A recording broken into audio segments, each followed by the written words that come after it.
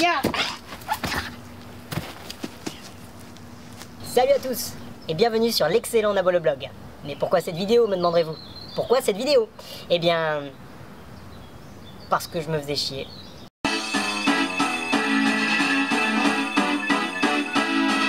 Mais j'ai quand même le sentiment de pouvoir faire passer des choses sur mon blog. Le problème c'est que la plupart des gens qui atterrissent dessus font ça. Nabolo.com, nabolo.com. Mais... elles sont où les vidéos? Mais attends, mais faut lire. C'est du texte. Mais moi je suis pas venu pour lire, moi c'est la vidéo que je veux voir. Voilà. Voilà, ça c'est de la bonne vidéo ça. Pas de texte là, tout le monde comprend. Je pourrais profiter de l'occasion pour vous parler de ma philosophie de l'aventure, puisque c'est le titre de cette vidéo. C'est d'ailleurs exactement ce que je vais faire. Écoute-moi bien petit. Il n'y a d'aventure que ce qu'on tient pour tel. Mais il existe une façon d'orienter son esprit de manière à percevoir l'aventure plus souvent qu'à son tour. C'est ce que j'appelle la philosophie de l'aventure, et qui pourrait se résumer à une grande ligne directrice au niveau de l'action, et à quelques considérations d'ordre théorique au niveau de la théorie. Tu m'as compris petit? Mais tu te demandes quel est l'intérêt de l'aventure? Et tu es prêt pour une explication en images? Alors c'est parti. Pour commencer, laissez-moi vous présenter le bien et le mal. Les concepts de bien et de mal régissent votre vie. Mais ils ne sont pas réels, au sens où ils ne sont pas objectifs, et au sens où ce sont des jouets en plastique. À partir du moment où vous réalisez que les concepts de bien et de mal, de bon et de mauvais ne s'imposent pas à vous, mais que vous les imposez à vous-même, vous avez la possibilité de modifier votre réalité, comme dans Matrix. Moi par exemple, je déteste le blanc d'œuf. Eh bien, grâce au pouvoir de l'esprit... Bref, ce pouvoir de l'esprit, je l'ai appelé... le pouvoir absolu. Parce qu'il me fallait un nom qui pète. Grâce au pouvoir absolu, vous allez pouvoir transformer votre réalité. Surmonter la douleur physique. J'ai pas mal.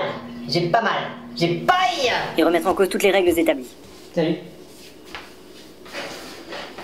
Putain mais maman, mais c'est quoi cette bouffe de merde? Putain mais ça fait 32 ans. 32 ans que tu me fais les deux mêmes recettes quoi. Putain mais j'ai pas signé pour ça moi, merde hein. C'est un peu le risque à l'utilisation du pouvoir absolu. Il offre la liberté absolue, mais il détruit les repères. De plus en plus. Jusqu'à ce qu'une question surgisse. Inévitable.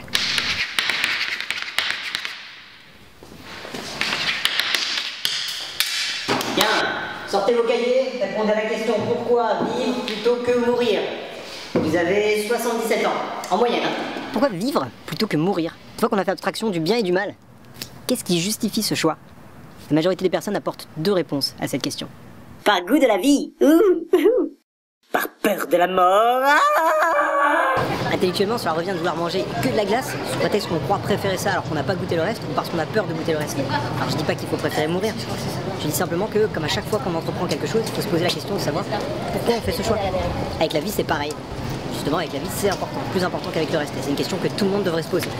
Et tout le monde devrait trouver sa propre réponse au moins à cette question-là. Alors tout le refait parce que le mec il a fait un truc dégueulasse et il a rien fait. Je vous donne ma réponse à moi. Lorsqu'on pèse dans la balance, d'un côté la mort, de l'autre la vie plus la mort, c'est ce deuxième côté qui l'emporte, à condition d'être curieux. Puisqu'il y a ici deux choses à découvrir plutôt qu'une, l'esprit curieux préférera la vie et la mort à la simple mort. Deux choses à découvrir pour le prix d'un, et c'est gratuit. Si vous vous reconnaissez dans ce choix, alors c'est que comme moi, vous préférez la vie à la mort par curiosité, ou par goût de l'aventure comme je préfère l'appeler.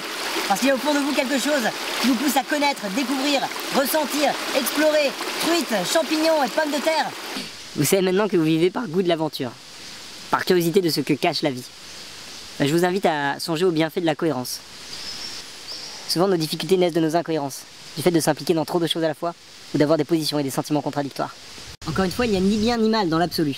Et on peut dire que de votre point de vue à vous, ce qui va à l'encontre de ce que vous entreprenez, c'est le mauvais, et ce qui le soutient, le renforce, c'est le bon. Évidemment, vivre est sinon la chose la plus importante que vous entreprenez au quotidien. Si vous êtes d'accord avec ce que nous avons dit plus tôt, vous avez choisi de vivre par curiosité, par goût de l'aventure. Vous tirez donc d'énormes bénéfices à vivre en cohérence avec votre goût de l'aventure, à le laisser s'épanouir pleinement et essayer tout un tas de trucs. Rappelez-vous, c'est pour ça que vous vivez. Maintenant, on peut pas tout essayer. Et s'il faut faire un choix, tout en gardant à l'esprit que le bienfait naît de la cohérence, autant choisir des aventures qui conduisent à d'autres aventures, qui elles-mêmes conduisent encore à d'autres aventures, plutôt que celles qui conduisent à l'impasse. C'est logique.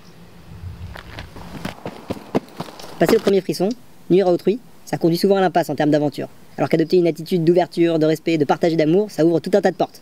En tout cas, beaucoup plus que le repli sur soi, l'égoïsme, le manque de respect, la haine, le vomi, le caca, essuyer ses crottes de nez partout dans la maison. Enfin, je sais pas, c'est une attitude dégueulasse, quoi.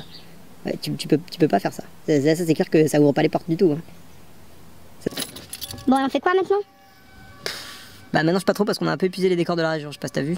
Tu veux qu'on refasse la dernière? Non, laisse tomber, de toute façon on comprend rien. À notre époque, il y a plein de choses à inventer qui favorisent les valeurs, qui favorisent l'aventure, qui protègent et qui encouragent la diversité.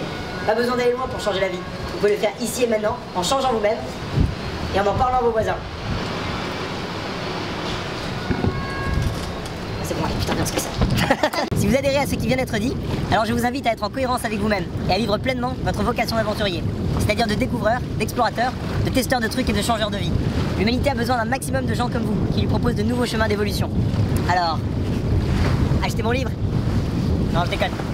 Alors foncez, il vous reste quelques milliers de jours pour en profiter. Laissez libre cours à votre goût de l'aventure et réalisez vos rêves.